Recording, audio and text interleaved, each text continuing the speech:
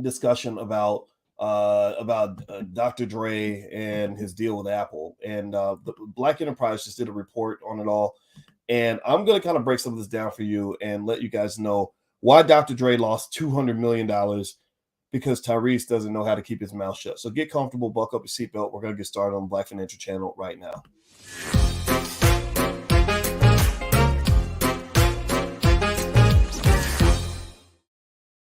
Hey, what's going on, guys? Welcome to the Black Financial Channel. That's theblackfinancialchannel.com. My name is Dr. Boyce Watkins. I'm your friendly neighborhood finance professor.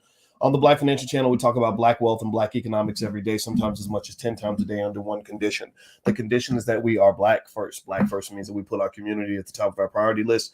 Black first means we educate our kids. Black first means we teach our children about wealth. Black first means we build our families. Black first means we love Black women. Black first means we love the Black man. Black first means that we want the Black community to succeed. If you agree with this philosophy, put a hashtag B and the number one in the chat, hashtag B1. How you doing, traveling man, to Tariq Bey and Sharice Clark and Rhonda and Kevin Lockhart? I see you. I see you. I see you.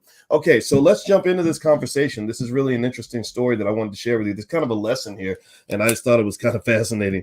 So Dr. Dre created this thing called Beats by Dre headphones. Many of you know what Beats by Dre is. Give me a yes in the chat if you either own Beats by Dre or thought about Beats by Dre. Give me a yes or no. Have you ever thought about buying some Beats by Dre headphones? Let me know if you've ever thought about buying Beats by Dre headphones. Now I'm going to do a quick Google search. And what is the average cost of Beats by Dre headphones? The Beats by Dre headphones, the average cost, it looks like they've got some Beats Studio 3 wireless headphones for $349. But if you want to go cheap, they got some, it looks like here on Thirst Pros for $79, but they call them Beats Studio. So I don't know if that's the same as Beats by Dre. And they got Beats Solo 3 wireless for $299 and so on and so forth. So Beats by Dre headphones is a premium brand that was created by Dr. Dre and Jimmy Iovine. And they kind of got together and did this thing, and it worked, and they made a lot of money. Now, Beats by Dre headphones was actually interesting to me, because there is a person that I'm going to bring into the Black Business School as kind of an adjunct visiting faculty member by the name of Larry Miller. Larry Miller is the chairman and the former CEO of the Air Jordan brand. The Air Jordan brand is, as you know, is the brand where Michael Jordan's shoes are famous. Everybody wants a pair of Jordans. And Larry and I, we've known each other. We've been friends for years, and I like Larry a lot. And Larry is a real Black man.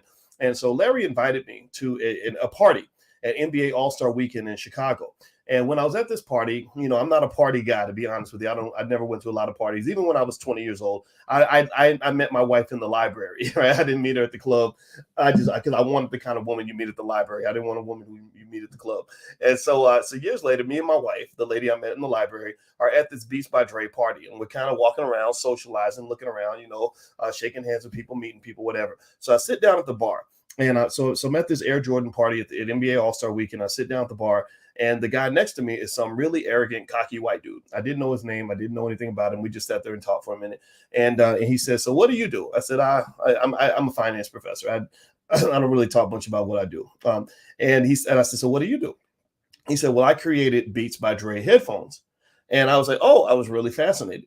And the reason I was fascinated to talk to this guy was because I was really stunned by how well they branded those headphones. I said to him, I was really impressed by how you got everybody on earth to wear those headphones, how you took, you know, something that was a commodity, a pair of headphones. Everybody, you can get them anywhere. And you put it in people's mind. Branding is psychological. You put it in people's mind that if you want to wear Beats by Dre headphones, that is your path to being cool. And he did it in a very straightforward way. They would put the headphones on, you know, your favorite rapper. And then they put the headphones on your favorite athlete, Serena and LeBron and Lil Wayne. And I don't remember all the people that were sponsoring Beats by Dre headphones, but they specifically paid them to wear these things with the little B on the side, to the point where in the minds of people, especially young people, you know, these headphones have economic value, right? Or they have some sort of social status value. And one thing that Black people tend to do, because we tend to be an important asset in the elevation of almost any brand, any commodity, any TV network. Tyler Perry got started pretty much off Black people. The Oprah Winfrey Network got started off Black people. A lot of brands build themselves off of Black people, and we will pay for social status. And Beats by Dre, through their brilliant branding efforts, created a connection between social status and what you have on your ears. So now, years later, a lot of young people wear the Beats by Dre headphones. So congratulations listens to Dr. Dre and Jimmy Iovine and this random white guy who I still don't know his name. I didn't look him up. He wasn't that important to me. I just thought it was fascinating. And so they did this thing with Beats by Dre. Well, what happens then is that Apple notices Beats by Dre. Apple's like, CEO Tim Cook's like, hey, I could buy this company and buy their curated music lists and buy their technology and buy their brand in general. And it could help us get into the streaming business. Apple at that time was trying to get into the streaming business. They had a very difficult time breaking in. So they offered Dr. Dre and Iovine an unbelievable sum of money, $3.2 billion, according to this article that I'm reading in Black Enterprise. Well, in this article, which by the way, you can read it if you want, says Dr. Dre lost $200 million in billionaire status after Tyrese drunkenly leaked Apple Beats deal. So according to Black Enterprise, what happened that night, and a lot of y'all saw this. I don't know if anybody, give me a yes or no if you even saw the video. So I remember seeing it. So Tyrese and Dre are in the studio. I didn't know they were drunk. They were just kind of like, doing a yeah, man, yeah, the whole hip hop thing, right? And talking about, like him being the first hip hop billionaire, and Dre's in the background, so it wasn't like Dre was sitting to the side, like, hey man, don't say nothing about the deal. Like Dre was right there in the video. Tyrese is yelling and screaming, whatever. Now I'm gonna be careful because I know people that know Dr. Dre, and I'm not trying to diss Dr. Dre at all, but I care more about you than I care about Dr. Dre or any celebrity. So I saw a lesson here, and this is the reason I talked about this topic. This is why I thought this topic was interesting. So as a result of Dr. Dre and Tyrese doing this video, Puffy sees the video. Puffy, Diddy, P. Diddy, P. Daddy, Puffy Daddy, whatever name he uses. Now he changes his name like every 2 weeks. But Diddy sees this video.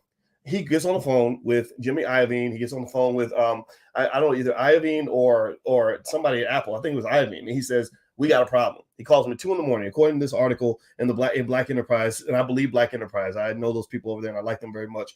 And so he says, we got a problem. So they go and they have a meeting with Tim Cook, the CEO of Apple. And Tim Cook very calmly says, I'll still buy the company. I still want to buy the company, but I don't want to pay $3.2 billion. I'll pay $3 billion. So what's $200 million between friends? Who cares? Big deal, right? Well, apparently, according to Black Enterprise and according to this new book somebody wrote, I don't even have the name of the book in the article. You can read the article and you can find it. According to what's being reported here, that was just enough money to keep Dr. Dre from becoming a billionaire. And for whatever reason, they felt like that was important, or maybe they just wanted a reduction in the price because now you kind of messed up the situation. They had originally told him, you're going to get the bag.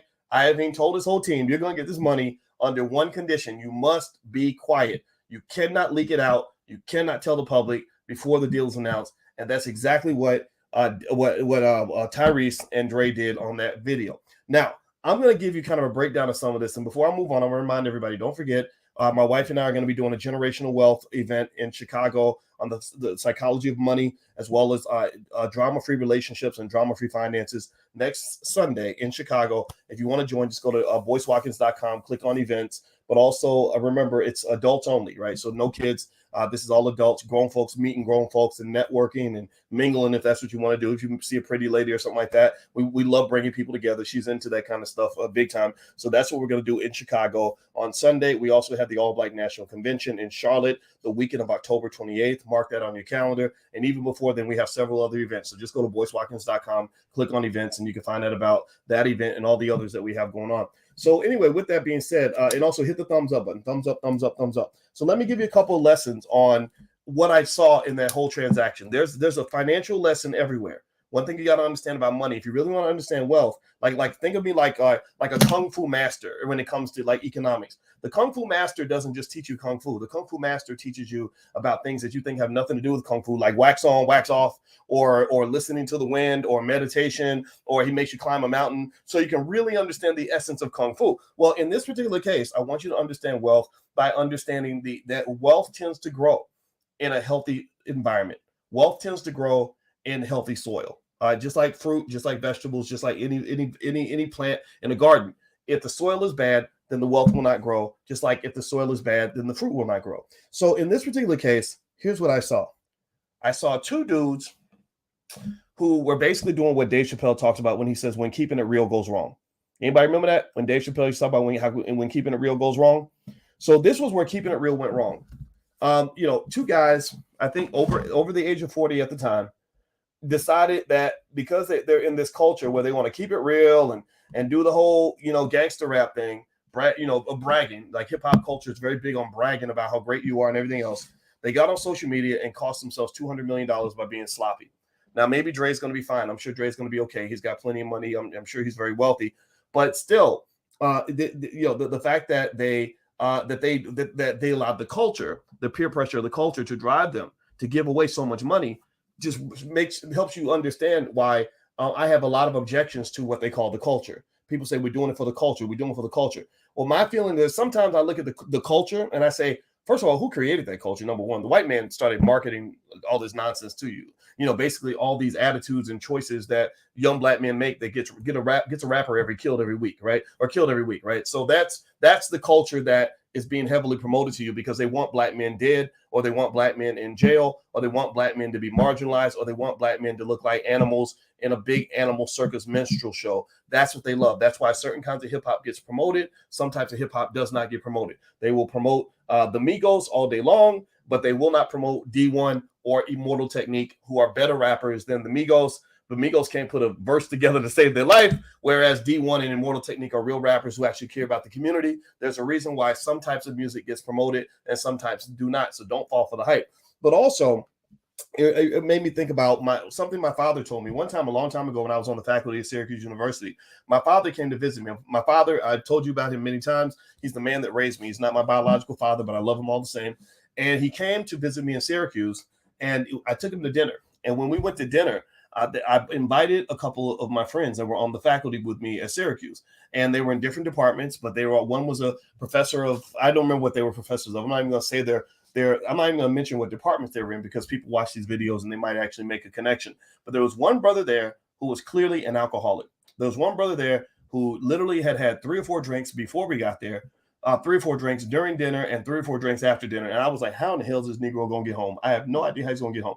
And maybe I should have probably stopped him from getting in the car. That's one mistake I made. I didn't stop him. I just did think about that. And my father, who was a detective at the time, detectives are very observant. Detectives notice everything. So one of the things that he said to me was, he said, he was describing the people around the table. And one guy, he says, this guy over here, all he's trying to do is go get some ass. So just, keep your woman away from him. He said, this dude over here, he seems okay, but he talks a lot. This guy over here, he said he's a drunk. He's an alcoholic. He said, never tell a drunk all your secrets. He said, never tell a drunk all your secrets, because a drunk will eventually spill your secrets and it will be costly to you. So when I saw what happened with Dr. Dre and Tyrese mentioned being drunk on Henny, I guess he called the Henny. I don't know if it's the Henny or the Henny. I don't know, man. I don't even drink, but I think Heineken, right? So Tyrese was drunk, and then Dr. Dre was drunk, and they both got drunk. And next thing you know, as drunk men, they're spilling secrets. I even got them together like a mafia family and basically said, look, we about to get a $3.2 billion bag. All you got to do is keep your mouth shut. But what the alcohol does is it literally got them to forget about the fact that you're giving away the chance to make $3.2 billion because you feel the need to flex on the internet. What the hell's wrong with that? That's crazy to me, right? And I get it. I understand. It's life. It's their money. It's their choice. But what I am trying to tell you is that there's a reason why when I talk to you, especially you young black men, I tell you that if you can stay away from drugs and alcohol altogether, you probably should. Malcolm X used to say that the white man will sell you the liquor bottle and then lock you up for being drunk. Many of y'all got alcoholics in your family that you can't depend on to save your damn life. You got drug addicts in your family who will look you right in the eye and tell you a lie and take all your money and never show up for even their own damn kids.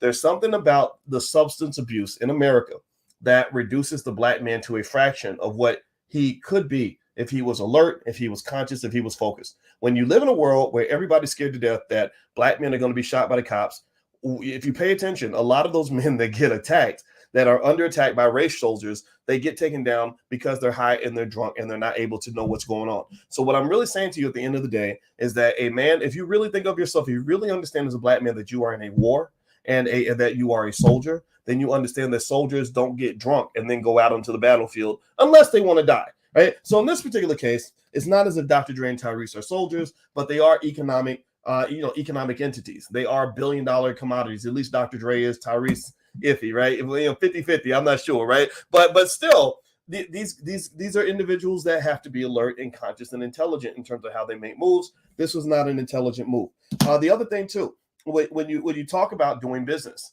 don't do business with a drunk. Don't do business with a drug addict. A drunk or a drug addict will cost you everything. This is an important economic lesson that people don't talk about. When we talk about protecting wealth, people will talk all day about trusts and wills and estate plans and contracts, but they won't talk about the fact that you don't do business with a drunk. You don't do business with somebody who's emotionally unbalanced. You don't do business with somebody who is hooked on drugs, because that dope, that liquor, that mental illness is going to kick in, and it's going to cost you a whole lot of money at just the wrong time. I have seen that. Smart people understand this. I know people in Hollywood and other places who are incredibly famous people that you would think everybody would want to work with them, but there are good business people who say, I will never work with that person because he's going to mess up everything. When you're trying to put something together, and we're trying to build a building brick by brick, if you get a drunk or a crazy lunatic drug addict in the building, they're going to knock everything down. They're going to destroy everything you ever built. So do not do business with people that have a problem with substance abuse. And then, of course, in general, I would just say, for your own life, if you want to have an easier life, in terms of saving money and just not putting yourself in bad situations to make bad choices, just understand, if I were to do research, in fact, let me do this. I'm going to do a Google search on the effects of alcohol on the brain. And I'm going to give y'all, this is some Uncle Boyce information here. I hope I don't sound preachy. I just love you, and I want to see you do well. And I just hope it's okay if I share this. But let me see. Let me look. Effects of alcohol on the brain. Let me look this up. Do me a favor. Hit the thumbs up button. Thumbs up, share, subscribe. Also, by the way, you can get a free e-copy of my book. I have a book called How to Build Massive Wealth for Your Family by Investing $5 a Day. Just go to blackmoneyminute.com. Subscribe there. And if you already have that book, I have another one that I can email you called It Takes a Village to Raise the Bar, A New Paradigm for Black America. That book is a very short read, but it's designed to lay out what I consider to be my 50-year plan for intelligent Black people. The plan such that in 50 years, your family will not only be at millionaire, possibly billionaire status, but you're going to get rid of all the dysfunction. You're going to have a lot of success. Your grandchildren will inherit something positive from you instead of something negative. So feel free to go to blackmoneyminute.com and you can subscribe. And those books are totally free. 1 million people have downloaded the books already. I hope you guys can make it 1,000,001, because I really want you to get the information you need to be successful. So let me see here. Here's how alcohol affects the brain. They said alcohol, this is according to it looks like the National Institutes of Health. They said alcohol interferes with the brain's communication pathways and can affect the way the brain looks and works. Alcohol makes it harder for the brain areas controlling balance, memory, speech, and judgment to do their jobs, resulting in a higher likelihood of injuries and negative outcomes. So that means that, there's a reason why, ladies, if you go to a guy's house and you ain't planning to sleep with him, why he's going to pour you as much liquor as you want. So if you are a person who drinks a lot, then you're going to end up making a lot of mistakes where you regret the mistakes in the morning, right? If you are a man who drinks every time you get sad and depressed, depression is very high amongst Black males. Also, a lot of Black men are suicidal. You just don't see it as suicide. You don't call it suicide because they don't actually shoot themselves in the head or kill themselves in one instant. But if you look at a Black male that is self-destructive, if you see a Black man who's always popping pills, always drinking liquor, always getting into thugged out crazy situations where he might die tomorrow, that's a suicidal man. That's a man who basically has committed himself to the idea that I'm going to just do whatever I'm going to do, and whatever happens, happens. And if I die, I'm going to die, right? So suicide does not always appear as just, what you think it is. It can come in a lot of different forms. So a lot of Black males, Tupac said it in a verse. He said, no more hesitation, each and every Black male's trapped, and you wonder why we suicidal run around strapped, right? So he said, basically, because you're trapped, it's a brilliant line. It's very accurate, actually, according to science, he says, because you're trapped, because you're stuck in a life that you don't want to live, you become suicidal, and then you run around strapped. You get in crazy situations, right? And actually, studies show that when they study lab rats, when lab rats are trapped, their their depression levels go up. They measure depression by the amount of oxytocin in your brain, or not oxytocin, serotonin. The serotonin levels in their brain start to change, showing signs of depression. So rats get depressed when they get trapped. Human beings get depressed when they get trapped. So if you want to be happy, if you want your children to be happy, the best thing you could teach your children is to teach them how to have a life where they have options. Options. When my daughter said, what do you think I should be when I grow up? I said, I don't care what you become. You become something that makes you happy. Just make sure you got plenty of money so you always have options. Money is options. Money is not just a Gucci bag, or it could be. Money is not just a fancy car, but it could be. Money is just having something there so that you don't have to give up your options so you can go work for some white man who don't even like you so that you can pay the bills on Friday. Or you got to go sleep with some raggedy, nasty guy that got diseases just so you can pay the rent and feed your kids. I just want you to have options. That's it. And that's it. Because if I give you options, then I've helped you to become happy. And that's the job of a father, to find a way to help his daughter get a pathway to happiness. That's it. Do you understand what I'm saying? Give me a yes if you're hearing what I'm saying. Okay, so going back to Dr. Dre and Tyrese. Basically, it sounds like the lack of judgment that comes from alcohol consumption caused them to make a choice that cost them an immeasurable amount of money. There was another story about a guy who's a multimillionaire who's worth tens of millions of dollars. He went to a casino. There's a reason why casinos give you free liquor. The reason they give you free liquor in many cases is because they want you drinking as much as possible. Because when you drink, your judgment's bad. So they poured him a drink. He was gambling big money. I'm talking about like $100,000 a hand, this type of thing. Big balling, right? No, big balling, like the stuff they brag about in hip hop, right? Right. So he's big balling. He's betting 50 grand here, 100 grand here. Everybody's around the table. They're like, here, drink some more liquor. Drink some more liquor. He gets pissy drunk and gambles away his entire fortune. He gambled away like $20 million, and he wasn't worth nothing but $21 million. So he goes back and sues the casino, and he's like, I was drunk. Y'all knew I was drunk. Y'all took advantage of me. And they were like, F you, because you made a decision to take in all that liquor, which made you vulnerable. So do you understand what I'm saying? That when you are not conscious and alert, alcohol is a problem because it takes away your consciousness. That's why people go unconscious when they drink too much. An unconscious person is, in many cases, possibly going to be a victim of a conscious person who does not have your best intentions at heart. So in many cases in our society, if you really look around at economics, and I see everything, you will notice that many corporations take advantage of your unconscious and subconscious thinking to be able to consciously go in and extract wealth right out of your pocket. That's how they take $1 trillion a year out of the Black community. They do it through the TV ads. They do it through the imagery. They do it through the lifestyle. They do it by getting you to promote the culture. I'm doing it for the culture. I got Gucci for the culture, right? Who told you that Gucci was part of your culture? The people that own Gucci, they don't consider you to be part of their culture. But fine, you think Gucci is part of. You think giving money to Gucci is part of your culture because somebody subconsciously and unconsciously taught you this nonsense that made you think, because you're operating on a low vibrational frequency, you're not trying to elevate. You think that when I say this is for intelligent Black people, that's not for you, or that you don't want to be intelligent. Well, fine, keep on being ignorant and watch people subconsciously and unconsciously come in your house and rob your Black ass blind. Dr. Dre and Tyrese lost $200 million because the alcohol took away their consciousness and caused them to make a decision that where they, for the culture, were bragging on the internet about this Apple deal. And next thing you know, 200 million in generational wealth is gone. 200 million could easily turn into $1 billion within probably about 15 years of good investing, maybe 20 years. That's it. So you took away billionaire status from your grandkids. Maybe they'll get it some other way. I'm not saying Dr. Dre's family is going to be bad off. I'm not saying Dr. Dre's an idiot. I'm not saying that this is just a mistake that you can't come back from. But what I am saying is you got to watch it, man. You can't just go around doing what everybody else is doing unless you want to end up where everybody else is ending up. A lot of people end up trapped. And so I don't want you to be trapped. Be conscious. That's all I got to say, guys. Once again, hit the thumbs up button. Thumbs up, thumbs up, thumbs up. Also, blackmoneyminute.com. You guys know I do my Black Money Minutes on Instagram and stuff like that. So blackmoneyminute.com is where you can get a free e-copy of my books if you'd like that. Also, my wife and I will be in Chicago on the 15th. So feel free to go to boycewatkins.com. And also, don't forget, we have financial workbooks for kids. So if you want to teach your kids about economics, we develop financial workbooks just for Black children. Feel free to go take a look. They're really, really good, and everybody loves them. And we have some in stock now. They sell out pretty fast. So, but we do have some in stock. So feel free to go to financialworkbooks.com. I hope this helps you. And Dr. Dre, if you see this video, this is not a diss, I promise, because y'all know I'm cool with Ice Cube, and I don't want to sound like I'm dissing and attacking people that know people that I know, and I don't want to do it that way. But I care about you more than I care about Dr. Dre. So I saw a lesson in this, and that's why I shared it. So have a good day, everybody. God bless you. Love you. And I hope that your life is full of abundance. I'll talk to you soon. Take care now. Peace.